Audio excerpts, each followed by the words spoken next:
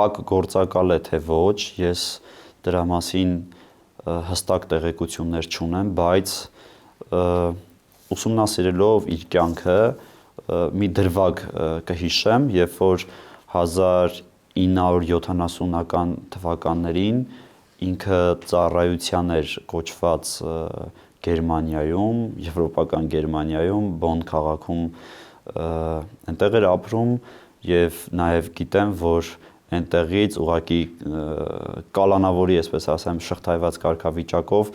հետ է ուղարկվել ոնց որ խորհրդային Հայաստան եւ եթե չեմ սխալվում, այդ օրերից սկսած էլ այնտեղ այլևս մուտք չի գործել, չի գնացել այնտեղ որպես ամենայն հայոց կաթողիկոս ես ասեմ ավելին այդ տարիների ընթացքում ինքը սովետական միության բանակում չի ծառայել իսկ այդ տարիներին մանավանդ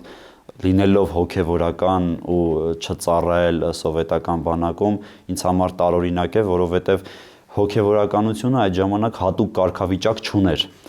բանակում չծառայելու համար եւ չծառայելու երկու պատճառ կարող եմ այստեղ տեսնել առաջինը առողջական լուրջ խնդիրները որ ինքը պետք է առողջական լուրջ խնդիրներ ունենար որ չծառայեր սովետական բանակում եւ եթե ուներ այդպիսի լուրջ խնդիրներ որ սովետական բանակը հաշվի էր առել միգուցե այդ խնդիրներով նաեւ չէր կարող հոգևորական դառնալ որովհետեւ հստակ է որ հոգևորական դառնալու համար պետք է առողջ լինես եւ երկրորդը որ ինքը ուղղակի չէր կարող չծառայել հենց հուշում է որ այլ ծառայություններ է մատուցել այլտեղ